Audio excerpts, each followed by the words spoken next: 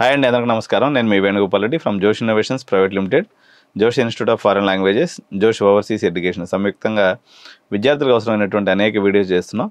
ఇది ఎంసెట్ సిరీస్ అండి. ఎంసెట్కి సంబంధించినటువంటి అప్డేట్స్ అన్నీ కూడా ఈ సిరీస్లో నేను మీకు అందించడం జరుగుతుంది. సో దిగ్విజయంగా మనందరం కూడా ఎంసెట్ ఎగ్జామ్ కంప్లీట్ చేయడం జరిగింది. 2,40,000 మంది ఈ ఎగ్జామ్కి హాజరయ్యారు. గత ఏడాది కంటే 45,000 మంది అధికం అని చెప్పేసి మనకి ప్రెస్ నోట్ ఇచ్చారు. 15 రోజుల్లో ఫలితాలు వస్తాయి. అంటే అప్రాక్సిమేట్గా 25వ తారీఖులో మనకి ఫలితాలు వచ్చే అవకాశం ఉందండి, రిజల్ట్స్. దీని యొక్క ఎంతమంది రాశారు, దీంట్లో మనం ఆందోళన పడాల్సింది ఏమన్నా ఉందా, మేనేజ్మెంట్ సీట్స్ గురించి ఇటువంటి ఎలాంటి తీసుకోవాలి, ఫస్ట్ ఈ లెక్కలు కొంచెం మీరు పెన్ అండ్ పేపర్తో నోట్ చేసుకున్నట్లయితే మీకు ఉపయుక్తంగా ఉంటుంది. సో 2,54,750 మంది దరఖాస్తు చేశారండి, అప్లైడ్ పీపుల్ అనమాట. 2,40,617 మంది హాజరయ్యారు. అయితే లాస్ట్ ఇయర్తో మనం తీసుకున్నప్పుడు 1,95,715 అప్రాక్సిమేట్గా 1,95,000 మంది అప్లై చేస్తే ఈసారి 2,40,000 మంది, అప్రాక్సిమేట్గా 45,000 మంది మనకి ఎక్స్ట్రా ఎగ్జామ్ రాయడం జరిగింది.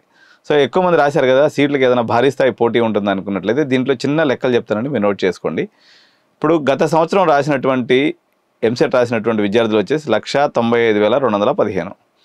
ఇందులో 50,000 మంది ఆంధ్ర వాళ్ళు ఉన్నారు, 53,000 మంది ఉన్నారు, 3,000 మంది జాయిన్ అయ్యారు, 50,000 మంది రాశారు, వెళ్ళిపోయారు. ఆ లెక్కను తీసుకున్నప్పుడు లాస్ట్ ఇయర్ 1,45,000 1,40,000 మంది ఫైనల్ నెంబర్ అనమాట మన తెలంగాణ విద్యార్థుల వరకు.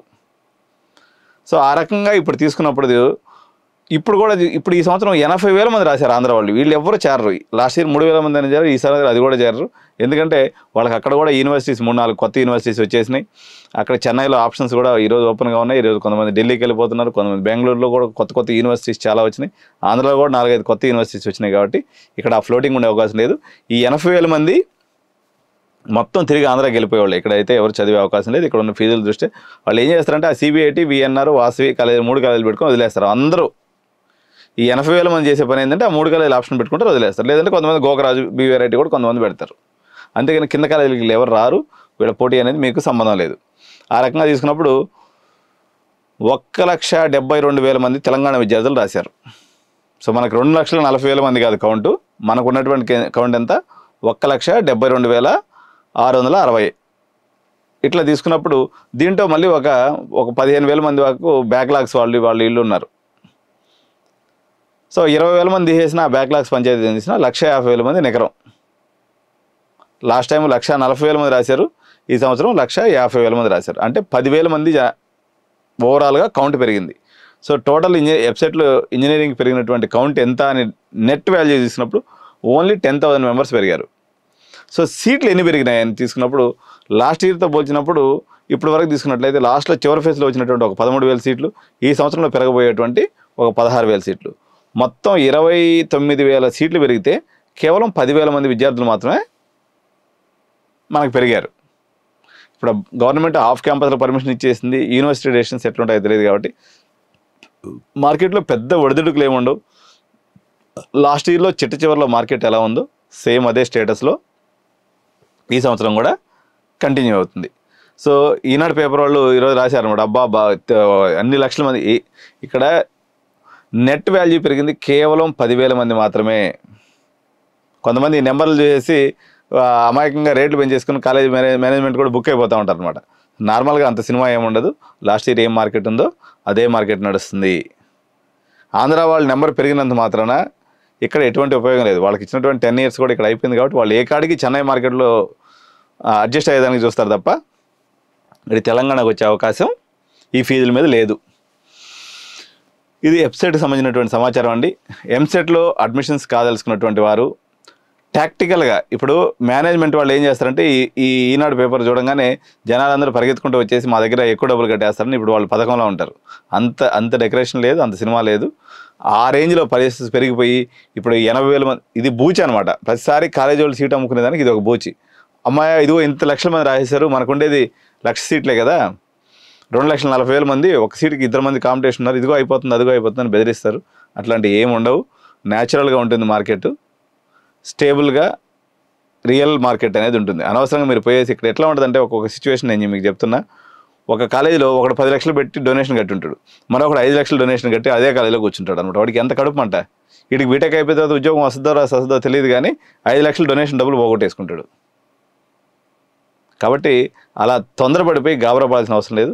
మా సర్వీస్ తీసుకోండి. మీకు జెన్యూన్గా ఎక్కడ ఎప్పుడు ఎలాంటి మోడిఫికేషన్స్ జరుగుతాయి ఈ అడ్మిషన్ మార్కెట్లో అనేది నాకున్నటువంటి ఎక్స్పీరియన్స్ని, అదేవిధంగా ఇన్నేళ్ళు నేను అడ్మిషన్ ప్రక్రియలో ఉన్నాను కాబట్టి మీకు జెన్యూన్గా తెలియజేయడం జరుగుతుంది. కేవలం మీరు ఒక 10,000 కట్టి రిజిస్ట్రేషన్ చేసుకున్నట్లయితే మీ అడ్మిషన్ అయిపోయి ఇప్పుడు మీరు ఆ కాలేజీలో పోయి రేటు కనుక్కోరండి. ఖచ్చితంగా అన్ని కాలేజీల మీద రేటు మినిమం ఒక 2 lakhs అయితే డ్రాప్ జరిగే అవకాశం ఉంది. తక్కువలో తక్కువ. మీ యొక్క ఆతృత కొద్దీ మీరు కష్టార్జితాన్ని డొనేషన్ రూపంలో పారబోయొద్దు. నేను చెప్తాను కదా, ఈసారి లాస్ట్ ఇయర్ మార్కెట్లో ఒక చిన్న డిఫరెన్స్ చెప్తాను. పోయిన సంవత్సరం least fees for autonomous engineering college వచ్చేసి ₹1,00,000 నడిచిందండి. 85,000 నడిచింది. 85,000 కన్నా తక్కువ ఏ అటానమస్ కాలేజీలో సీట్ లేదు. ఈ సంవత్సరం 35,000 నడుస్తుంది. నేను చెప్తున్నా, రాసి పెట్టుకోండి మీరు. భారతదేశంలో ఫస్ట్ బెంగళూరు హైయెస్ట్ ప్లేస్ ఉంటుంది అనమాట. డొనేషన్స్ రూపంలో కానీ వాళ్ళ యొక్క ఫీ స్ట్రక్చర్ కానీ వాల్యూ కానీ ఎక్కువ ఉంటుంది. తర్వాత మనకి తెలంగాణలో కూడా డొనేషన్స్ కొంచెం ఎక్కువే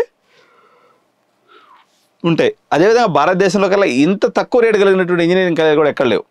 ఇప్పుడు భారతదేశంలో మీరు ఏ రాష్ట్రంలో తీసుకున్నా ₹35,000 ₹40,000 బీటెక్ సీట్ దొరికే రాష్ట్రం ఏదైనా ఉంది అంటే అది ఆంధ్రప్రదేశ్ తెలంగాణ రాష్ట్రం తప్ప మరొకటి కాదు.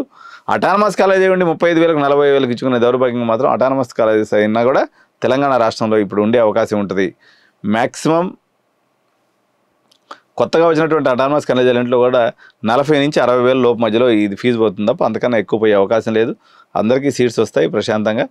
ఒకవేళ మీరు ఎంసెట్ అయితే టఫ్గా వచ్చి రాదనుకున్నటువంటి విద్యార్థులు కొంచెం సోచాయించి మాలాంటి వాళ్ళ అడ్వైస్ తీసుకొని ఎనీ కన్సల్టెంట్స్ అనుకోండి, లేకపోతే మీరు ట్రస్టెడ్ ఎవరైతే ఉంటారో, ఇప్పుడు నన్ను నమ్ముకుంటే నన్ను, లేకపోతే ఇంకేదైనా మీకు ఛానల్ ద్వారా మీ బంధువుల ద్వారా పాతగా ఎక్స్పీరియన్స్ ఉన్నటువంటి సీనియర్ కన్సల్టెంట్ అనుకోండి, లేకపోతే అడ్వైజర్ అనుకోండి, వాళ్ళని అడాప్ట్ చేసుకొని మీరు జాగ్రత్తగా అడుగులేయాలని చెప్పి పేరెంట్స్ అందరికీ తెలియజేస్తూ మీరు అడ్మిషన్ చేసి పెడతామండి. చిన్న కాలేజ్ అయినా పెద్ద కాలేజ్ అయినా తెలంగాణ, అదేవిధంగా తమిళనాడు, ఆంధ్రప్రదేశ్, కోయంబత్తూర్, కర్ణాటక అండ్ ఢిల్లీ 5 రాష్ట్రాల్లో మనం అడ్మిషన్లు చేస్తూ ఉన్నాం. సో మీరు ఒకసారి వచ్చి మా యొక్క ఎనాలిసిస్ ఇన్పుట్ కూడా తీసుకోండి. ₹10,000 వచ్చేది పోయేది ఏం లేదు.